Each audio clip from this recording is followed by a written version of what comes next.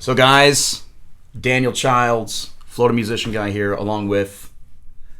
Oh, I'm Andy Childs. I'm his dad. I was going to pretend we were strangers. Oh, well, that wouldn't last very long. No, I wouldn't.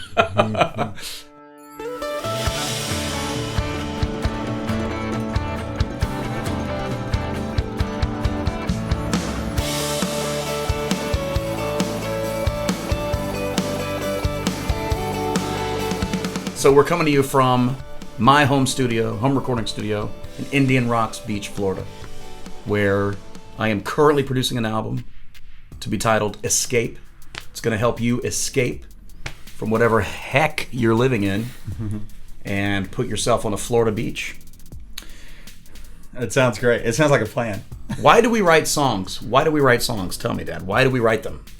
Sometimes we write them because we have to, because it's in us and we just have to get that out. Other people approach it like a business.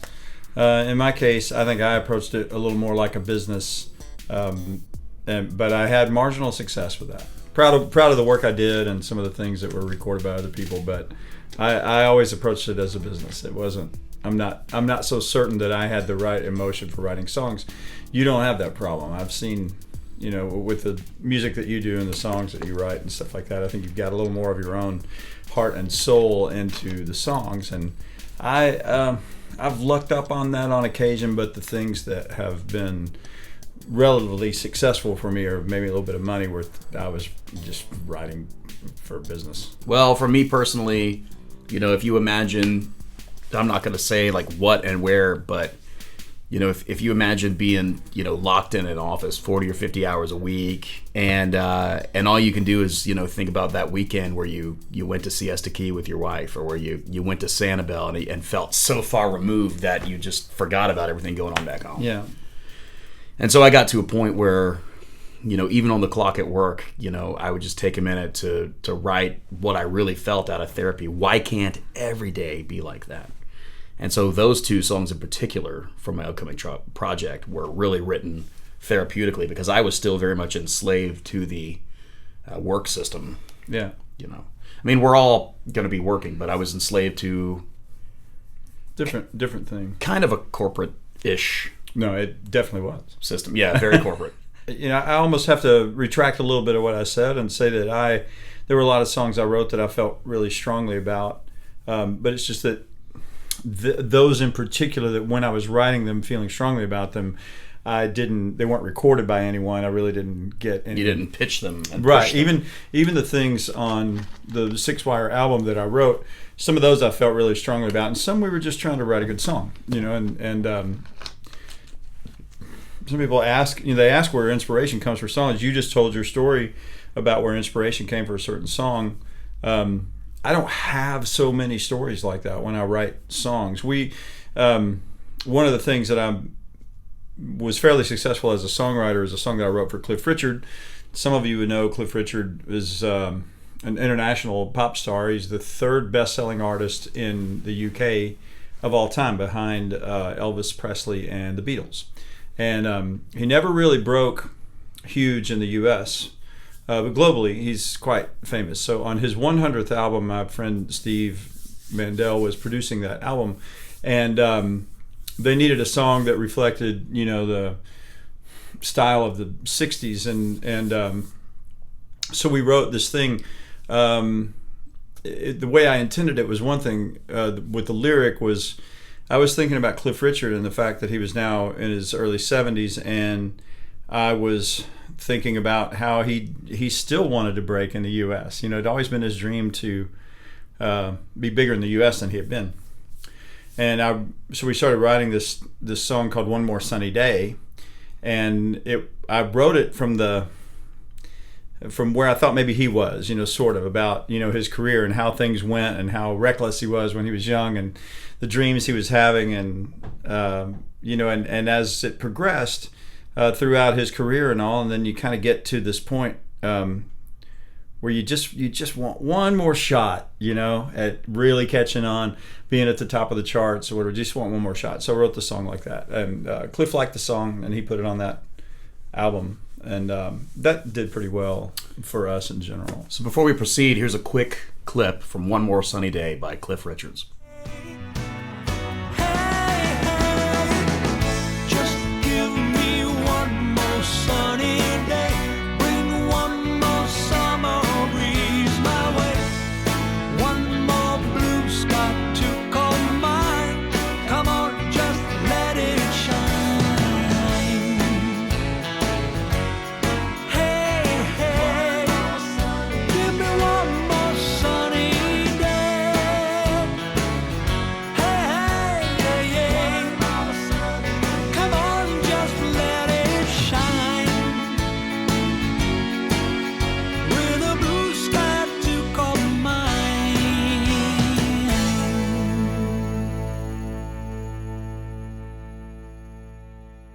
I'm zooming in right now on finishing a project that has been recorded in this very room, my home studio in Indian Rocks Beach, Florida. Yeah.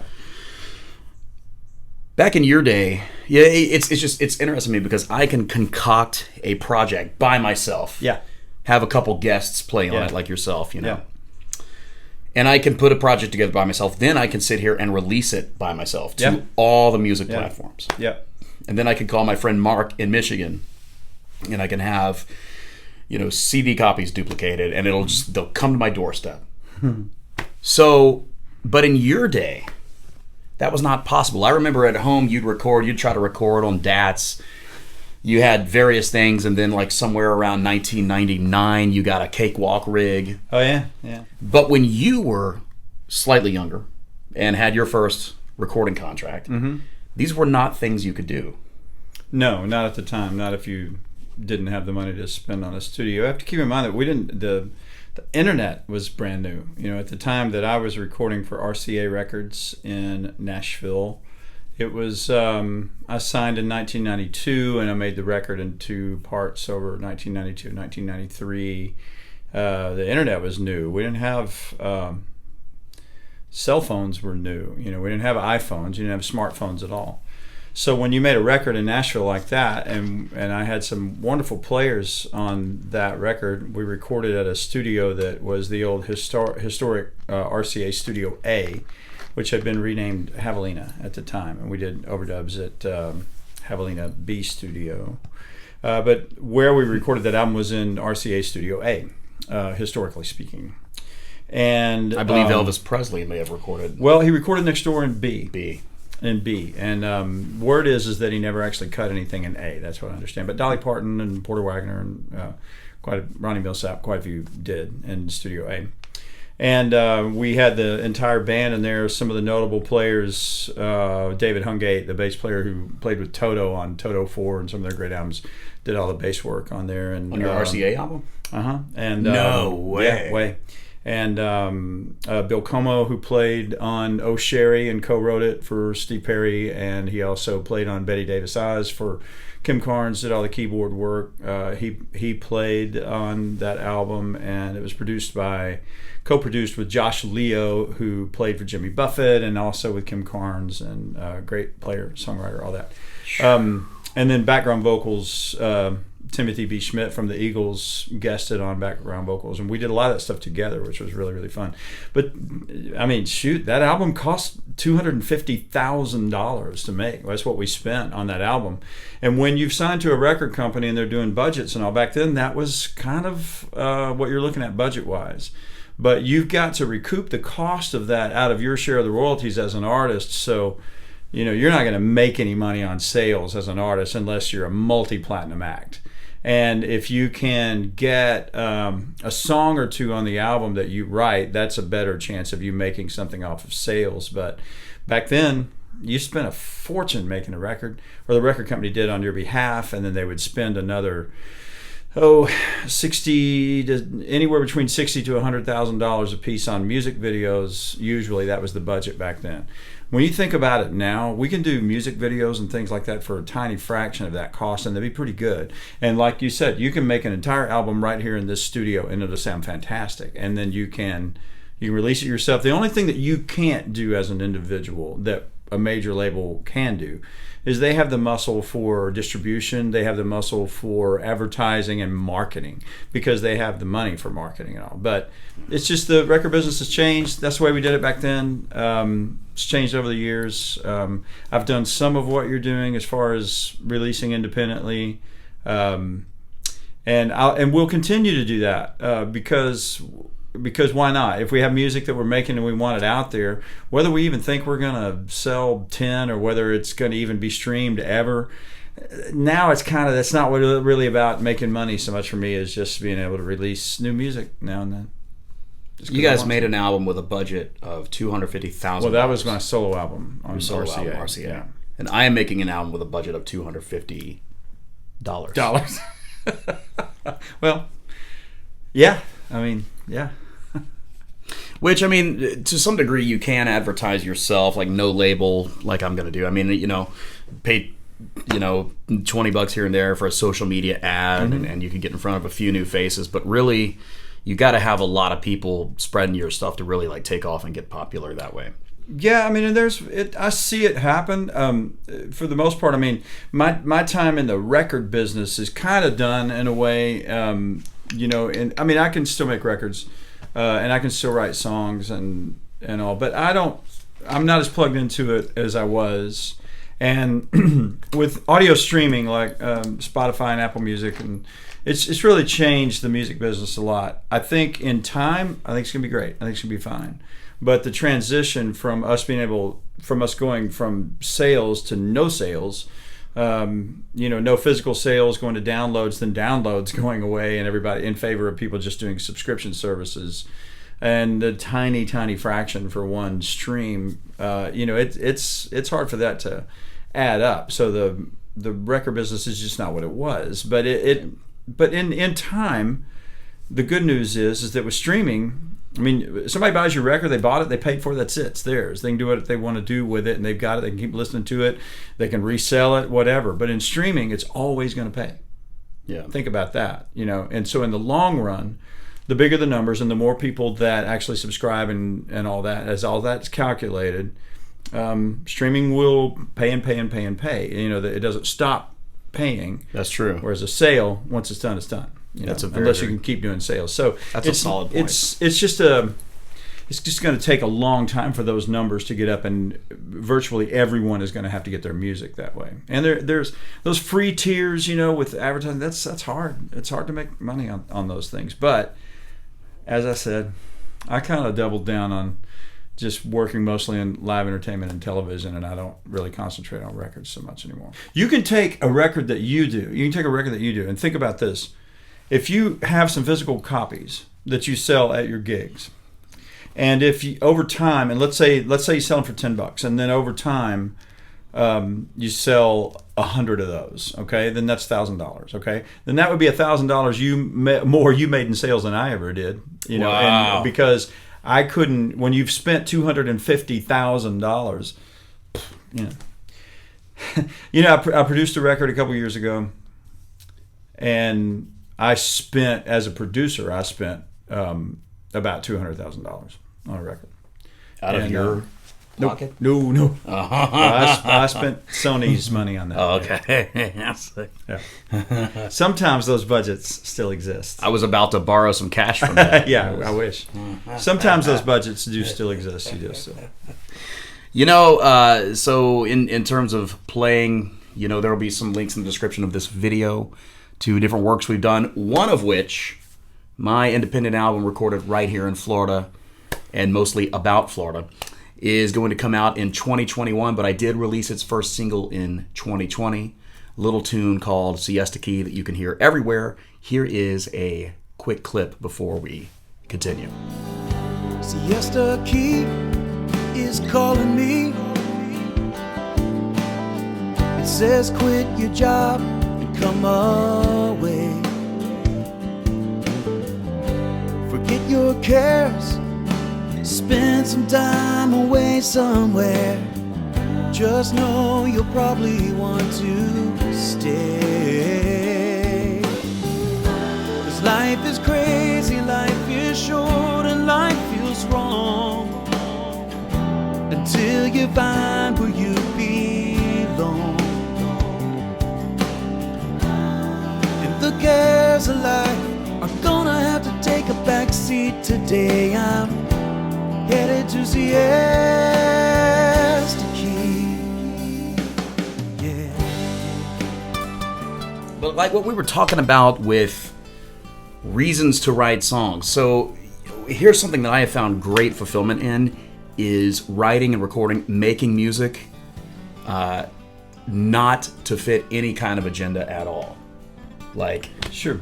just writing a song because I wanted to write Siesta Key. Because that place and getting away with Norma and not being at my horrible job had an impact on me. And so when I got back, just the therapy to write about that and then be able to sing it over and over.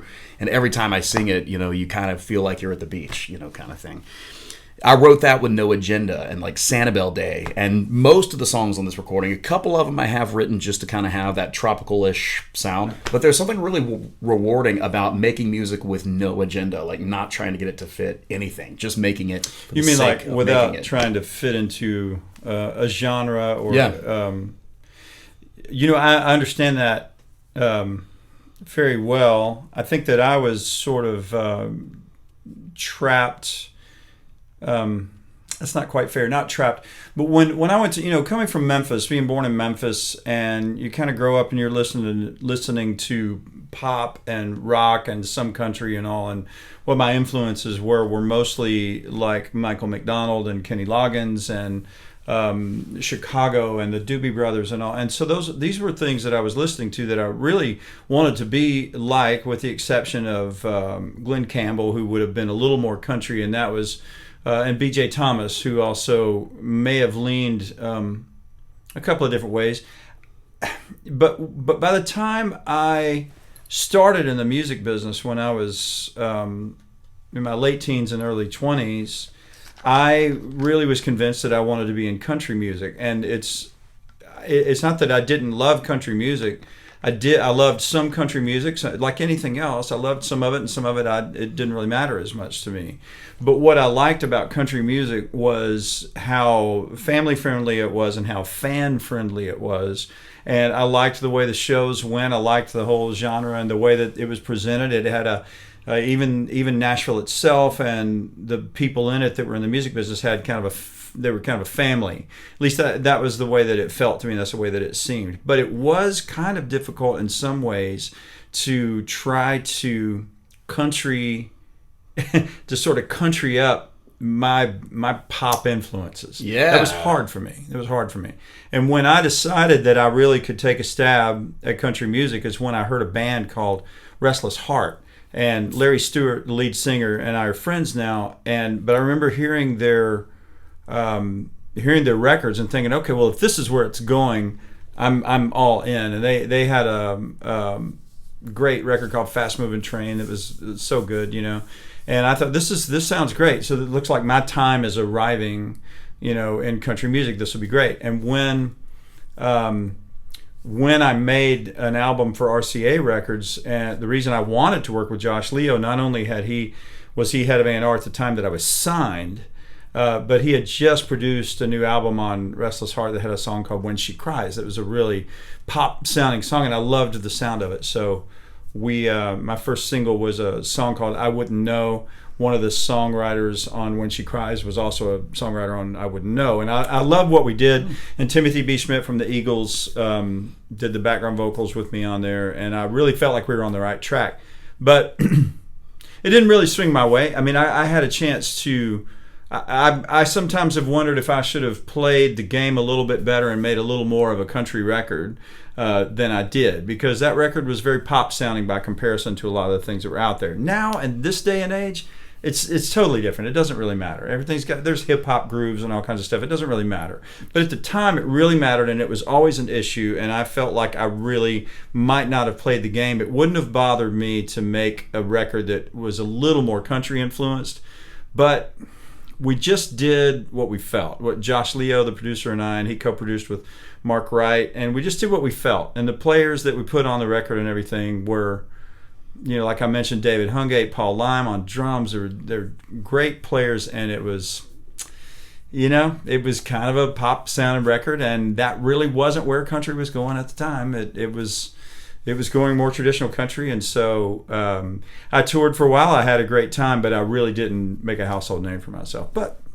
you're a household name to me. Well, I appreciate that. I was in your household, so that probably has a lot to do with the now. Household name thing. But that bumped me eventually into more songwriting and eventually starting Six Wire. So I've had a good run either way. Here is some extreme speech. This is very extreme speech, and Okay. many will be offended. But Great. that's kind of what Bring I it do. on. That's kind of what I do.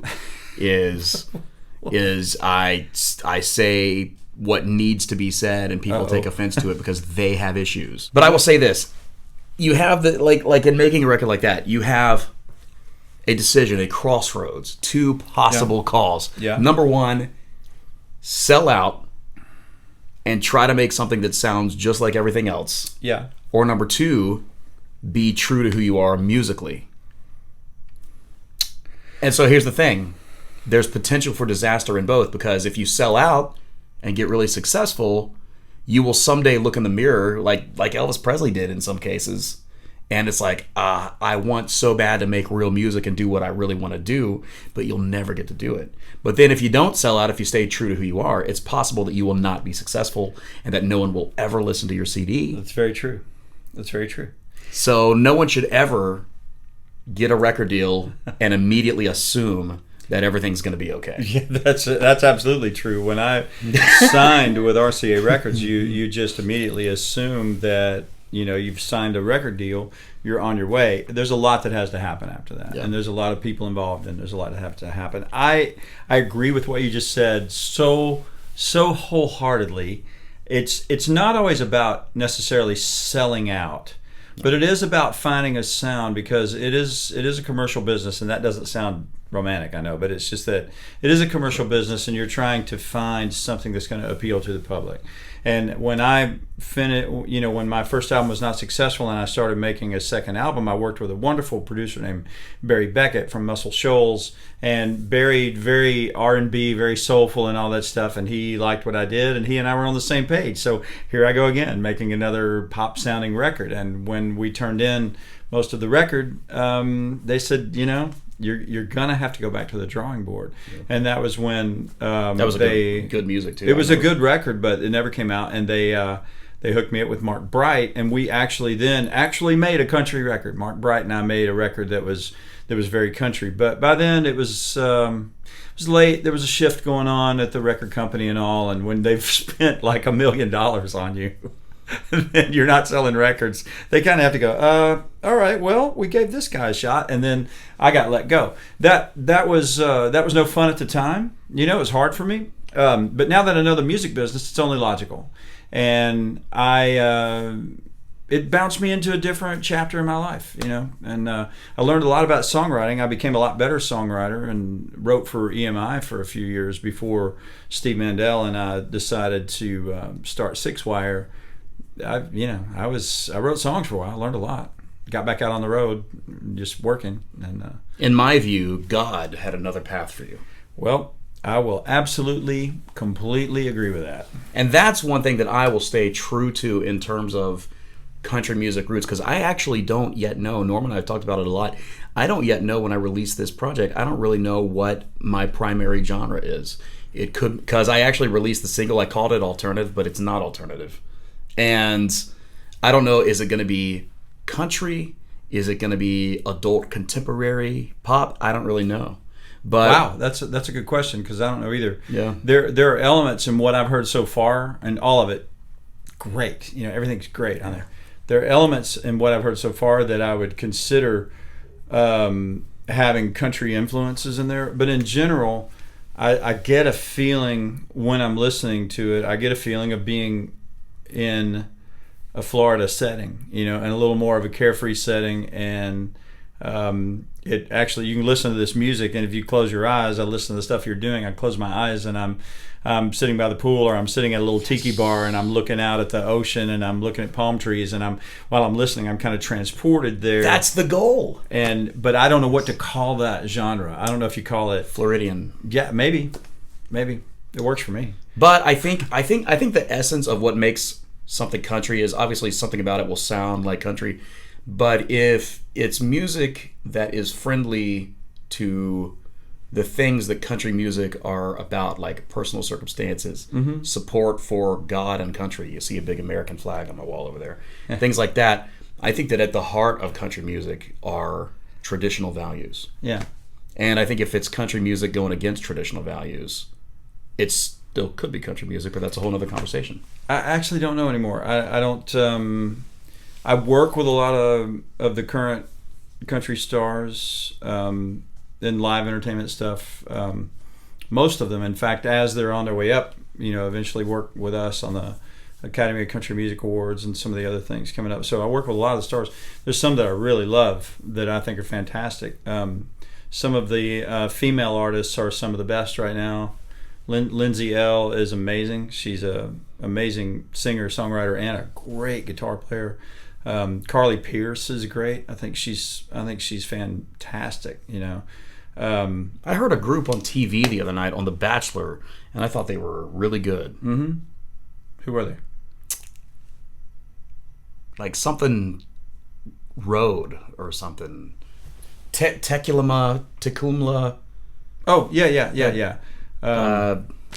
I know who you're talking about. We'll have to look it up, and then you can like put it. Yeah, subtitle down there. They'll say they're trying to say. It sounded like something out of New Mexico. Or something. Yeah. I think the females are my favorite. Cassidy Pope is another. I think she's great. There's just some really. It seems like the female artists have been my favorites as the ones coming up, and just really really terrific. And they've all been beautiful to work with, and it's great. You know, I mean to see them be successful. And but I can't. It's hard to pin down what country music is now. There's a lot of hip hop influence. There's a lot of loops and that kind of production. You know, that's different, repetitious chords and stuff like that. It works sometimes for me. Sometimes it doesn't work for me. But it seems to work for everyone else. So you know, it is. I don't. Some of those things I don't feel quite as much because I like more organic sounding music, like maybe Chris Stapleton and that kind of thing.